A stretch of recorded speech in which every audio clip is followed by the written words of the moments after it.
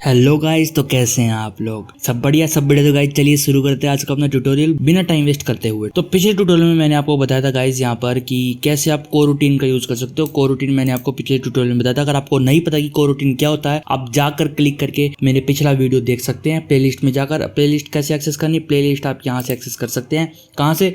YouTube पर आप just लिखिए डेथ कोड और यहाँ पर अपनी प्लेलिस्ट आ जाएगी। पूरी प्लेलिस्ट है, यहाँ पर आप जाकर देख सकते हैं प्लेलिस्ट को। और जो है कभी कभी वीडियो जो है एक दो दिन लेट हो जाती है, उसकी कोई चिंता की बात नहीं है। तो गाइस स्टार्ट करते हैं हम आज का नया ट्यूटोरियल। और आज मैं आपको कराने वाला हूँ रेगएक्स। तो रेगएक्स है क्या? ये रेगएक्स कौन सी दुनिया की चीज है? तो रेगएक्स बताने के लिए मैं क्या करता हूँ, एक अपनी जो है पाइथन में फाइल बना लेता हूँ पाइथन की। और जल्दी से मैं यहाँ पर लिखता हूँ रेगुलर, नहीं यहाँ पर रेगएक्स लिख देता हूँ, रेग और एक्स। ठीक है, रेगएक्स लिख दिया।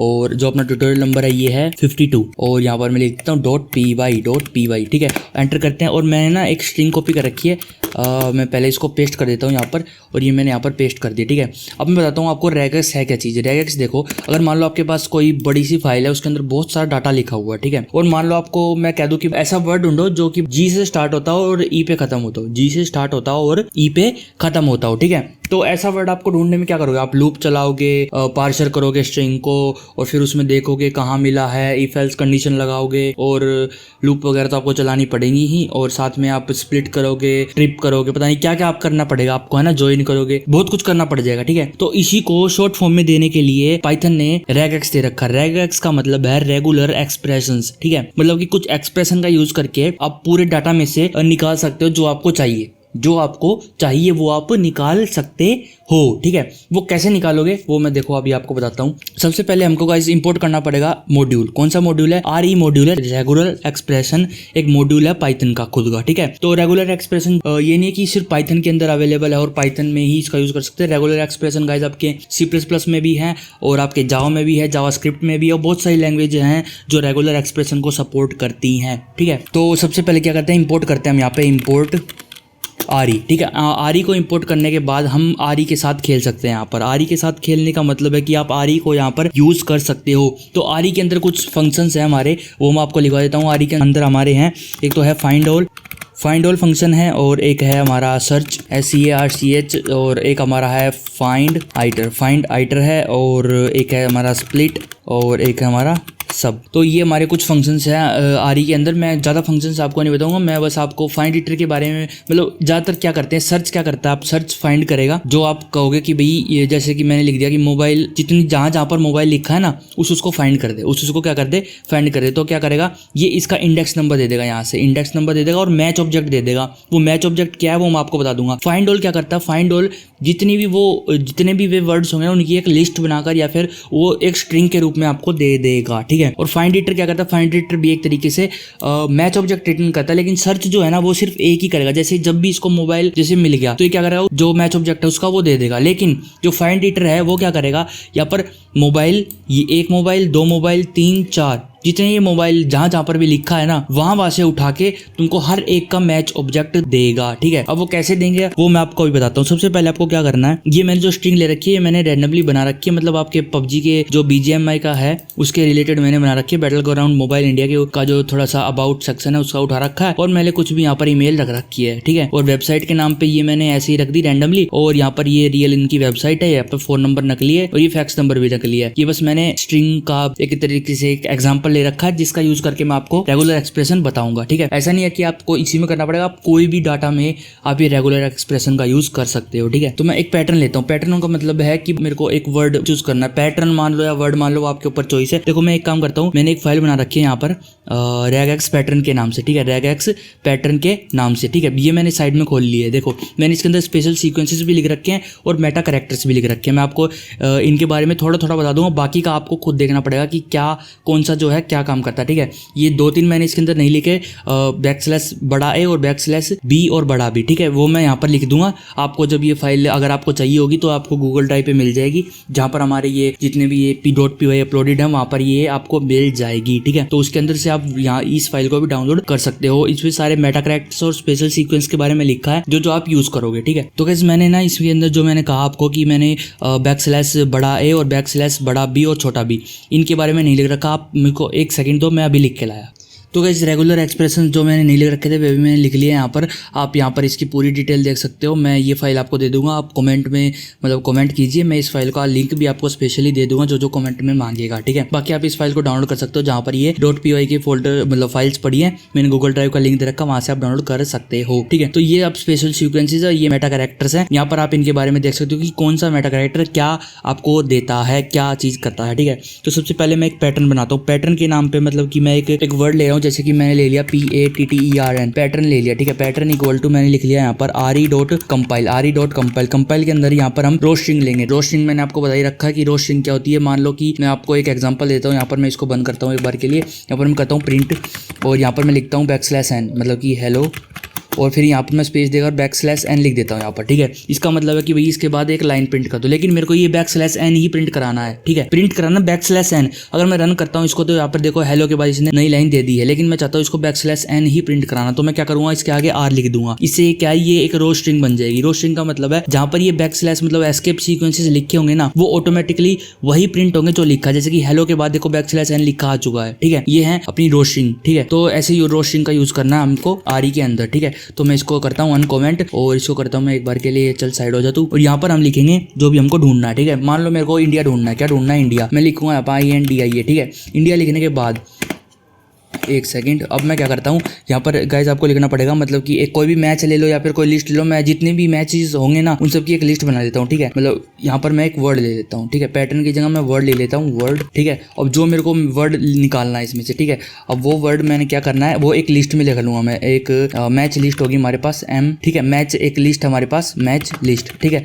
तो यहाँ पर हम क्या करेंगे, मैच लिस्ट के अंदर उस वर्ड को डाल लेंगे जो भी हमको मिलेगा इसके अंदर से, ठीक है। तो वो कैसे डालेंगे, हमारा जो वर्ड है वर्ड डॉट इसके अंदर गाइज हम वो फंक्शन यूज कर सकते हैं जो मैंने आपको बताया, find all, search, find hitter, split, सब, ठीक है। ये देखो सारे के सारे आगे मैच भी एक फंक्शन है इसके अंदर, ठीक है। तो ये सारे फंक्शन इसके अंदर है। तो मैं करूंगा गाइज फाइंड इटर का यूज यहाँ पर, और फाइंड इटर में के अंदर मैं यहाँ पर स्ट्रिंग डालूंगा, जोन सी मेरे को स्ट्रिंग के अंदर सर्च करना है। जैसे कि मैं इसके अंदर डाटा डालता हूँ, देखो ये डाटा स्ट्रिंग है, ठीक है। ये है हमारी स्ट्रिंग जो हमारा डाटा है, ठीक है। इसके अंदर इंडिया कहाँ पे है वो सारा प्रिंट हो जाएगा, ठीक है। अब मैं एक काम करता हूँ, यहाँ पर मैं अगर डायरेक्ट प्रिंट लिखूंगा, प्रिंट और match list, print match list का अगर मैं यहाँ पर करूंगा और मैं इसको रन करता हूँ अगर यहाँ पर, तो हमारे पास पूरी लिस्ट आ जाएगी कि कहाँ पर है, ठीक है। लेकिन देखो यहाँ पर ना एक इसने ना इटरेटर ऑब्जेक्ट दे दिया है, ठीक है। मेरे को इटरेटर ऑब्जेक्ट नहीं चाहिए, मेरे को मतलब पर्टिकुलरली वो चाहिए कि कहाँ पर कौन कौन से वर्ड्स है, ठीक है। तो मैं एक लूप चला दूंगा यहाँ पर for match MATCH match in match list, ठीक है। मैंने मैच लिस्ट के अंदर एक लूप चला दी है, ठीक है। अब यहाँ पर मैं क्या करूँगा, मैच को प्रिंट कर दूंगा, किसको प्रिंट कर दूंगा, मैच को प्रिंट कर दूंगा। अगर अब मैं इसको अगर रन करता हूँ तो हमारे पास देखो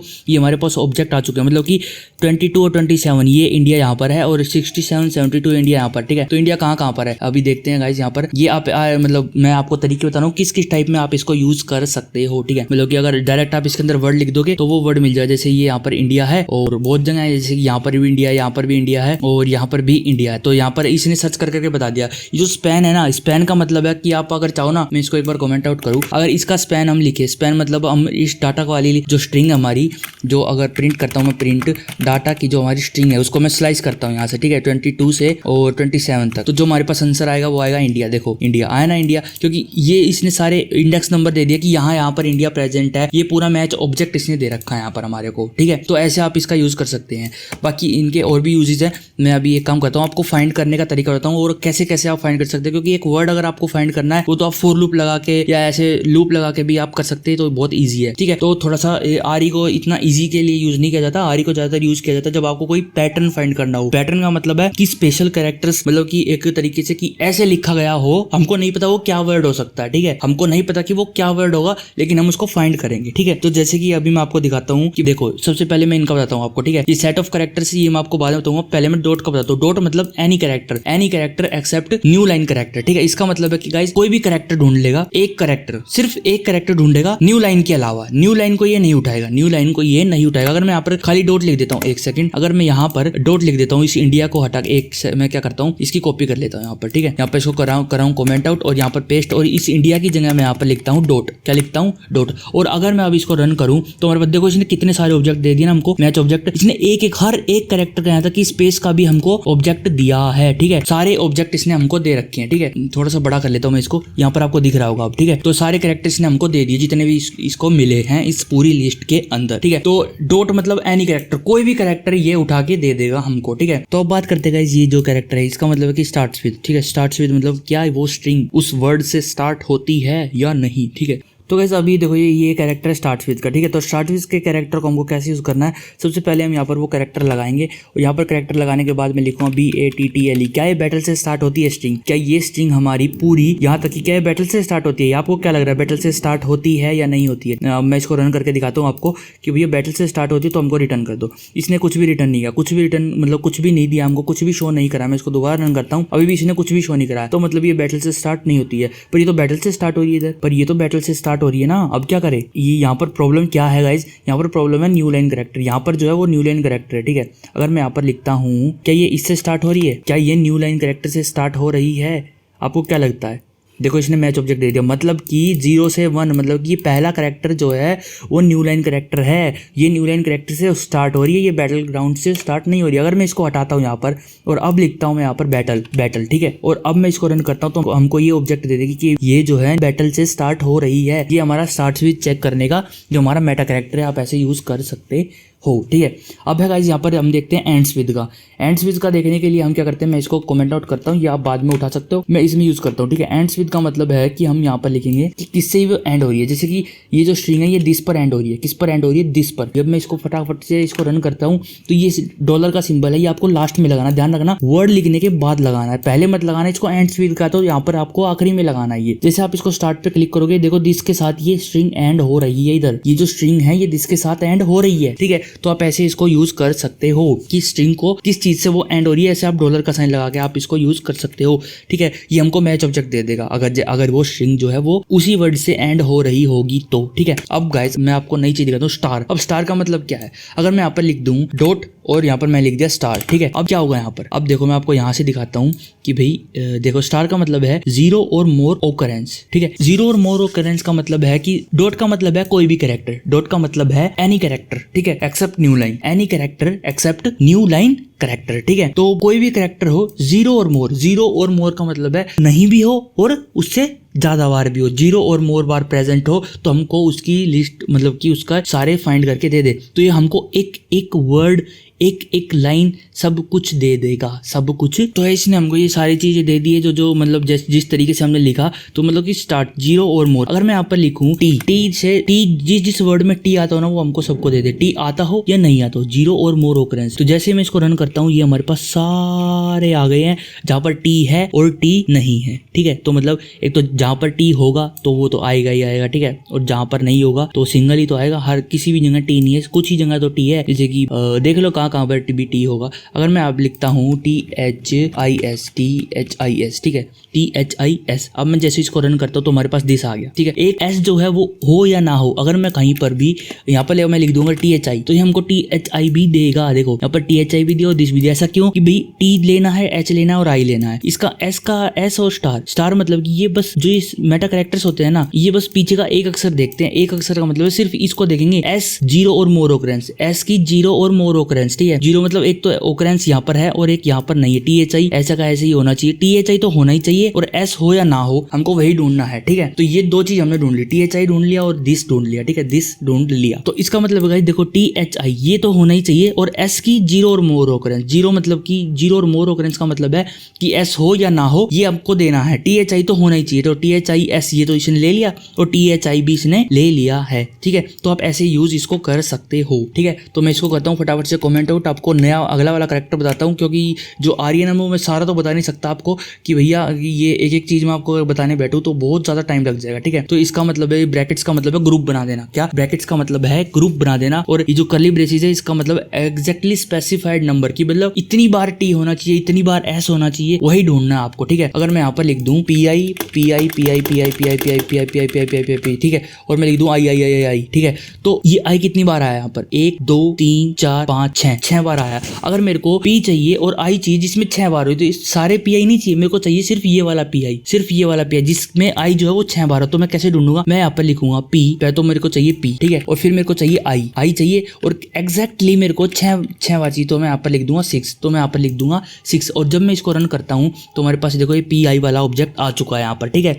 तो ऐसे आप रेगुलर एक्सप्रेशन को यूज कर सकते हो कि आपको एक स्पेशल चीज ढूंढनी है कि भैया ऐसे इसी चीज से स्टार्ट हो और वो हमको ढूंढनी है, इससे स्टार्ट हो इससे एंड हो। अगर इसको आप यूज कर सकते हैं एज अ मतलब कि और चाहे तो मेरे को पी आई ढूंढो 6 कैरेक्टर वाला, या फिर जैसे मैं अगर ये लगा देता हूँ और, या फिर मेरे को ढूंढो EASC ढूंढ के लाओ, ठीक है।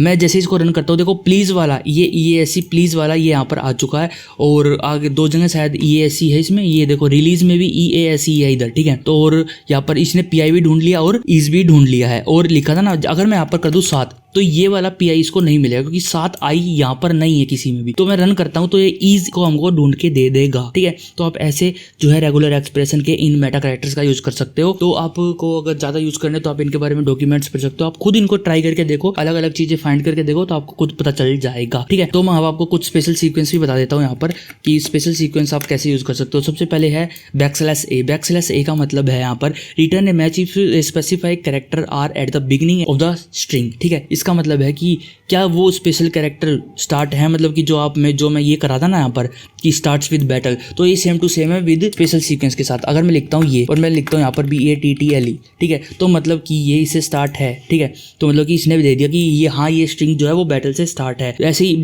_B का भी आप यूज कर सकते हो। _B का मतलब कि कोई जो वर्ड है वो एंड में भी है और स्टार्टिंग में भी है, ठीक है। तो अगर मैं यहाँ पर _B करता हूँ और मैं इसको अगर रन करता हूँ तो हमारे पास आएगा कि भैया ये जो बैटल है ना ये बस स्टार्टिंग में है, बैक में ये नहीं है, बैक में ये नहीं है। अगर मैं यहाँ पर भी लास्ट में लिख दूँ BATTLE बैटल लिख दूँ, ठीक है, और मैं अगर इसको रन करता हूँ तो ये 2 बार दे देगा, एक तो लास्ट में और एक स्टार्टिंग में। तो ये B है ना दोनों का काम करता है, मतलब इसका भी और इसका भी, ठीक है। तो _B ऐसे काम करता है, ठीक है। अब गाइज ये आप बाकी के जो स्पेशल सीक्वेंसेस है ये आप खुद ट्राई करके देखो। आपको ना एक स्पेशल मतलब कि सर्च करके दिखाता हूँ। मेरे को मान लो फोन नंबर ढूंढने हैं, मेरे को ढूंढना कि ये ढूंढने हैं, तो +91 से स्टार्ट होने वाले सारे फोन नंबर्स ढूंढने। तो मैं क्या करूँगा यहाँ पर मैं लिखूंगा 91 लिखूंगा यहाँ पर, और मैं क्या करूँगा यहाँ पर कि 91 लिखने के बाद मैं यहाँ पर क्या करूंगा एक स्पेस दूंगा। स्पेस देने के बाद मैं यहाँ पर लिखूंगा कि कितने डिजिट होनी चाहिए, 10 डिजिट होनी चाहिए, ठीक है, 10 तक होनी चाहिए। और क्या होना चाहिए, कोई भी डिजिट, मतलब _D का मतलब है डिजिट्स, ठीक है, _D का मतलब है डिजिट। तो जैसे मैं इसको रन करता हूँ तो हमारे पास ये ऑब्जेक्ट आ चुका है, देखो 9 1 1 2 3 4 5 6 7 8 9, ठीक है। ये हमारे पास प्योर आ चुका है, प्योर मतलब कि बिल्कुल प्योरली, मतलब ये हमारे पास पूरा आ चुका है। ऐसे आप फोन नंबर ढूंढ सकते हैं, ऐसे आप ईमेल एड्रेस भी ढूंढ सकते हैं, और ऐसे आप इन रेगुलर एक्सप्रेशन का यूज करके बहुत सारा